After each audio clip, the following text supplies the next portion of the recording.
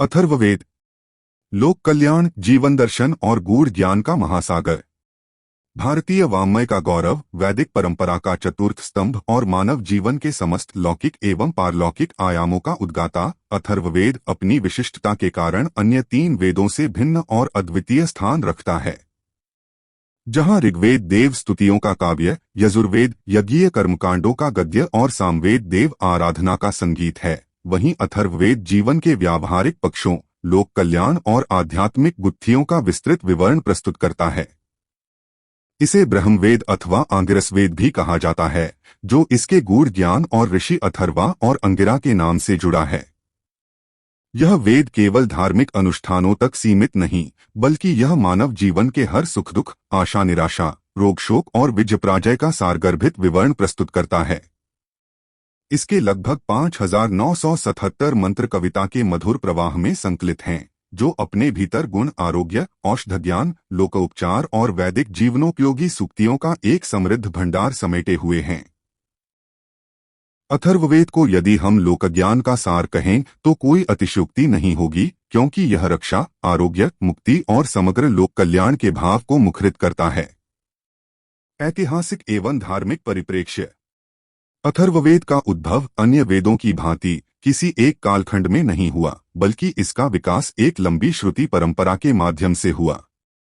विद्वानों का अनुमान है कि इसकी रचना मुख्य रूप से मध्य वैदिक युग लगभग 1200-800 ईस्वी पूर्व के उत्तरार्ध में हुई थी। इस कालखंड में वैदिक समाज का विस्तार हो रहा था और जीवन के व्यावहारिक पक्षों पर अधिक ध्यान केंद्रित होने लगा था। परंपरा के अनुसार इस वेद के मंत्रों का संकलन मुख्य रूप से 2 ऋषिकुलों अथर्वा और अंगिरा के मुनियों द्वारा किया गया, इसीलिए इसे अथर्वण, अथर्वा ऋषियों का और आंगिरस, अंगिरा ऋषियों का भी कहा जाता है। अन्य वेदों की तरह अथर्ववेद भी श्रुति श्रेणी का ग्रंथ माना जाता है। इसका अर्थ यह है कि इसका ज्ञान मानव निर्मित नहीं है, बल्कि यह ऋषियों को गहन तपस्या और दिव्य अनुभूति के माध्यम से प्राप्त हुआ था। मौखिक परंपरा के माध्यम से यह ज्ञान पीढ़ी दर पीढ़ी संचरित होता रहा और बाद में शौनक शाखा के आचार्यों ने इसे लिपिबद्ध कर इसे वर्तमान स्वरूप दिया। इस प्रकार अथर्ववेद का इतिहास केवल लेखन का नहीं, बल्कि ज्ञान की सतत और पवित्र परंपरा का इतिहास है। धार्मिक दृष्टि से अथर्ववेद का महत्व अत्यंत व्यापक है। जहां अन्य वेद यज्ञ के अनुष्ठानों, स्तुतियों और नियमों पर अधिक बल देते हैं, वहीं अथर्ववेद यज्ञ के साथ साथ गृहस्थ जीवन की रक्षा, रोगों का निवारण, भूत प्रेत और आसुरी शक्तियों से मुक्ति, पुत्र प्राप्ति, वैवाहिक सुख, दीर्घायु और सामाजिक नैतिक मूल्यों पर विशेष रूप से ध्यान केंद्रित करता है। यह वेद हमें वैदिक मनोविज्ञान से भी परिचित कराता है, जिसमें मन की शांति और मानसिक स्वास्थ्य की रक्षा के उपाय भी बताए गए हैं। इस प्रकार अथर्ववेद केवल देवों की स्तुति नहीं, अपितु लोक जीवन को वैदिक परंपरा की आध्यात्मिक छत्रछाया में सुरक्षित रखने का एक अमूल्य साधन है। यह अपने भीतर धर्म, समाज और व्यक्ति के बीच एक गहरा सामंजस्य स्थापित करता है। संरचना, शाखाएं, कांड और सूत्रीकरण। अथर्ववेद की संरचना को समझने के लिए इसकी शाखाओं और विभाजन को जानना आवश्यक है। अथर्ववेद की 2 प्रमुख शाखाएं हैं, शौनक और पिप्पलाद। वर्तमान में उपलब्ध और सर्वाधिक प्रचलित पाठ शौनक शाखा का ही है। यह संहिता 20 कांडों, खंडों, 730 सूक्तों और लगभग 5977 मंत्रों में विभाजित है। प्रत्येक कांड का अपना एक विशिष्ट विषय है, जो अथर्ववेद के विविध आयामों को दर्शाता है। कांड 1-7। ये कांड मुख्यतः रक्षा, शत्रु उद्धार और शांति मंत्रों से संबंधित हैं। इनमें वे मंत्र शामिल हैं जो व्यक्ति को विभिन्न प्रकार की विपत्तियों, शत्रुओं और नकारात्मक शक्तियों से बचाते हैं। ये मंत्र व्यक्तिगत सुरक्षा और सामाजिक सद्भाव के लिए महत्वपूर्ण माने जाते हैं। कांड 8-10। इन कांडों में आरोग्य मंत्रों और औषधि ज्ञान का विस्तृत विवरण मिलता है। यहाँ विभिन्न रोगों के निवारण के लिए मंत्र, जड़ी बूटियों के प्रयोग और उनके औषधीय गुणों का वर्णन है। यह हिस्सा आयुर्वेद की नींव के रूप में अत्यंत महत्वपूर्ण है। कांड 11-13। ये कांड मुख्यतः यज्ञ सूक्त, अग्निहोत्र और सोमयज्ञ पर केंद्रित हैं।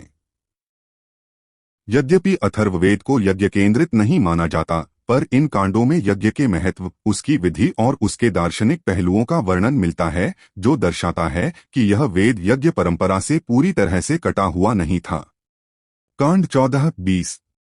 ये अंतिम कांड सामाजिक संस्कार, विवाह, पुत्रोत्पत्ति, कृषि और पशुपालन जैसे लौकिक विषयों पर केंद्रित हैं।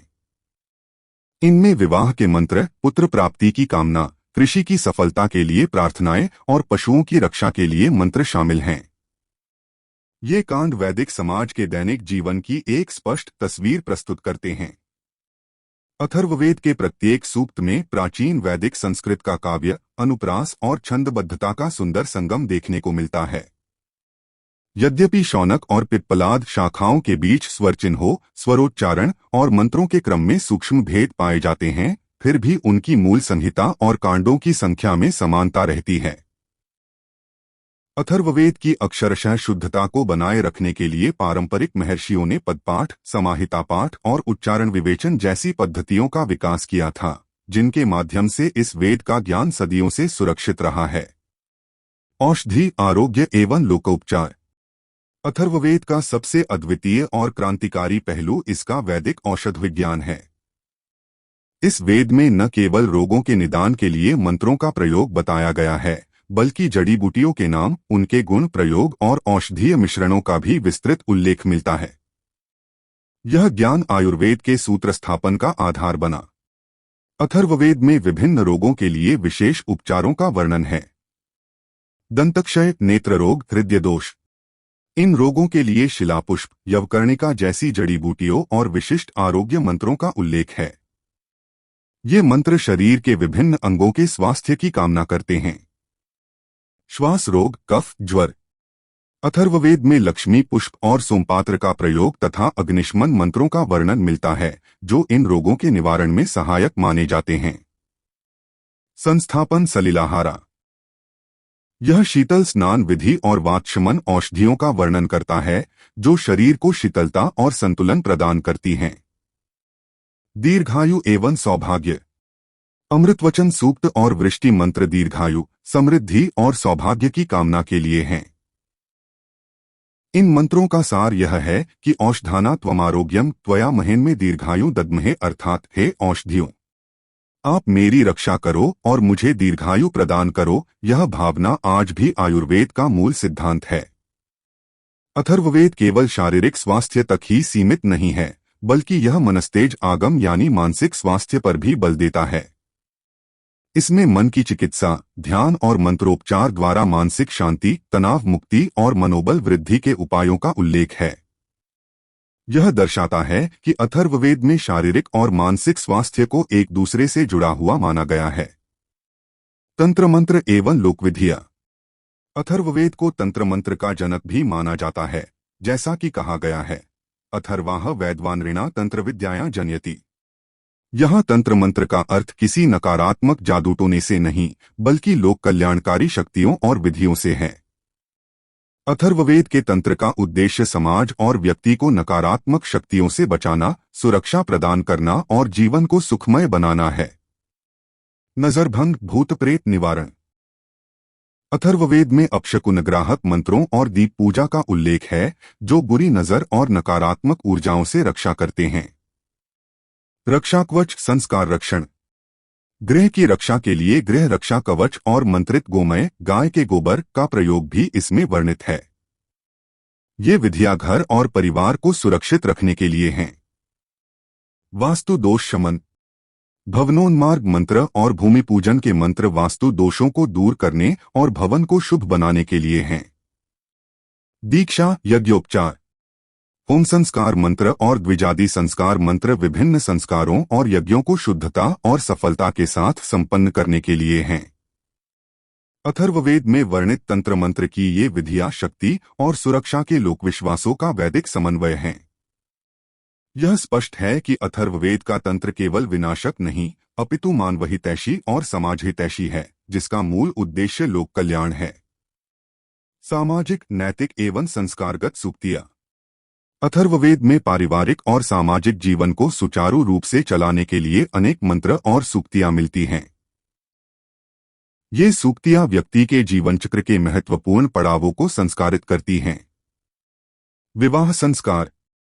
अथर्ववेद में विवाह के लिए सौहृद रूप मंत्र हैं, जैसे यत्र द्वे समदर्शनताम, जो पति पत्नी के बीच समानता, प्रेम और सद्भाव की कामना करते हैं। ये मंत्र विवाह के बंधन को न केवल धार्मिक बल्कि एक सामाजिक और नैतिक संस्था के रूप में स्थापित करते हैं। पुत्रोत्पत्ति। पुत्रकामिनी मंत्र और पुत्रदान मंत्र संतान प्राप्ति की कामना के लिए हैं। उस समय के समाज में संतान का महत्व अधिक था और अथर्ववेद इस मानवीय इच्छा को धार्मिक और मंत्र शक्ति के माध्यम से पूर्ण करने का मार्ग दिखाता है। नवग्रह अनुष्ठान। नवग्रह स्तुति और ग्रह प्रशमन मंत्र ज्योतिषीय प्रभावों को शांत करने और जीवन में सुख समृद्धि लाने के लिए हैं। ऋत कालचक्र समर्पण। मास ऋतु सूचन मंत्र समय, ऋतुओं और प्राकृतिक चक्रों के प्रति सम्मान और जागरूकता को दर्शाते हैं। इन सूक्तों में आधुनिक समाजशास्त्र, मनोविज्ञान और नैतिकता के सिद्धांतों की झलक मिलती है। अथर्ववेद में समानता, सामंजस्य, सहिष्णुता और धर्माचरण की प्रेरणा निहित है, जो एक स्वस्थ और संतुलित समाज के निर्माण के लिए आवश्यक है। उपनिषद एवं दार्शनिक पक्ष। यद्यपि अथर्ववेद का अधिकांश भाग लौकिक विषयों पर केंद्रित है, फिर भी इसका दार्शनिक पक्ष अत्यंत गूढ़ और महत्वपूर्ण है। अथर्ववेद से दो प्रमुख उपनिषद जुड़े हैं, प्रश्न उपनिषद और मुंडक उपनिषद। प्रश्न उपनिषद। यह उपनिषद 6 शिष्यों द्वारा गुरु पिप्पलाद से पूछे गए 6 प्रश्नों पर आधारित है। इन प्रश्नों में सृष्टि की उत्पत्ति, प्राण का महत्व, मन की शक्ति, इंद्रियों का कार्य और मोक्ष का स्वरूप आदि विषयों पर गहन चर्चा की गई है। यह उपनिषद ब्रह्मतत्व, प्रकृति और आत्मा के संबंध को गुरु शिष्य संवाद के माध्यम से अत्यंत सरल और बोधगम्य ढंग से प्रस्तुत करता है। मुंडक उपनिषद। यह उपनिषद ज्ञान के 2 प्रकारों, पराविद्या, ब्रह्म ज्ञान और अपराविद्या, लौकिक ज्ञान में विभाजन करता है। इसमें सत्यं ज्ञानं अनंतं ब्रह्मा जैसे गूढ़ सूत्र हैं, जो ब्रह्मा के स्वरूप को परिभाषित करते हैं। मुंडक उपनिषद में ध्यान, योग और आत्म साक्षात्कार की विधियों का भी वर्णन मिलता है, जो शिष्य को आत्मोद्भव के मार्ग पर ले जाते हैं। इसी उपनिषद में भारत का राष्ट्रीय आदर्श वाक्य सत्यमेव जयते भी निहित है, जो इसकी सार्वकालिक प्रासंगिकता को दर्शाता है। इन उपनिषदों के माध्यम से अथर्ववेद की लोक कल्याणकारी दृष्टि से ऊपर उठकर एक सार्वभौमिक और गहन आध्यात्मिक चिंतन का मार्ग प्रशस्त होता है, जो मोक्ष और परम सत्य की प्राप्ति का ज्ञान देता है। आधुनिक युग में अथर्ववेद की प्रासंगिकता। अथर्ववेद का ज्ञान आज भी हमारे जीवन के लिए उतना ही प्रासंगिक है, जितना यह हजारों साल पहले था। इसकी परंपराएं आधुनिक युग में भी जीवंत हैं। आयुर्वेद और प्राकृतिक चिकित्सा। अथर्ववेद में वर्णित औषध विज्ञान और आरोग्य मंत्र आज भी आयुर्वेद और प्राकृतिक चिकित्सा का आधार हैं। विश्व के अनेक विश्वविद्यालयों में वैदिक अध्ययन और आयुर्वेदिक शोध संस्थानों में अथर्ववेद पर आधारित अनुसंधान हो रहे हैं। योग और ध्यान। अथर्ववेद के मंत्र उच्चारण, योग और प्राणायाम के अभ्यास का आधार माने जाते हैं। इनके नियमित अभ्यास से मानसिक शांति, मनोबल और कार्य सक्षमता में वृद्धि होती है, जो आधुनिक तनावपूर्ण जीवन के लिए अत्यंत आवश्यक है। वास्तुशास्त्र और लोक परंपराएं। अथर्ववेद में वर्णित वास्तु दोष शमन और भूमि पूजन की परंपराएं आज भी हमारे समाज में प्रचलित हैं। गांव स्तर पर जड़ी बूटियों का प्रयोग और तंत्र मंत्र की परंपराएं अथर्ववेद के लोकज्ञान को दर्शाती हैं। मनोविज्ञान। अथर्ववेद का मनोविज्ञान पर गहन चिंतन आज के मनोविज्ञान और मनोचिकित्सा का आधार बन सकता है। इसमें वर्णित मनः मंत्र और ध्यान पद्धतियां मानसिक स्वास्थ्य को बेहतर बनाने में सहायक सिद्ध हो सकती हैं। निष्कर्ष। अथर्ववेद केवल एक वेद नहीं, बल्कि जीवन की एक संपूर्ण संहिता है। यदि ऋग्वेद ने आत्मात्मिक अनुभूति को जगाया, यजुर्वेद ने कर्मकांड का विधान दिया और सामवेद ने भक्ति संगीत समर्पित किया, तो अथर्ववेद ने जीवन के लौकिक, सामाजिक, वैज्ञानिक और आध्यात्मिक सभी आयामों को एक साथ समेटा। यह हमें सिखाता है कि जीवन केवल यज्ञों और स्तुतियों तक सीमित नहीं है, बल्कि यह अपने आप में एक महान यज्ञ है, जिसमें हर कर्म, हर प्रयास और हर भावना का महत्व है। अथर्ववेद का ज्ञान हमें एक ऐसे जीवन की ओर प्रेरित करता है जो आरोग्य, सुख, शांति और आध्यात्मिक जागृति से परिपूर्ण हो।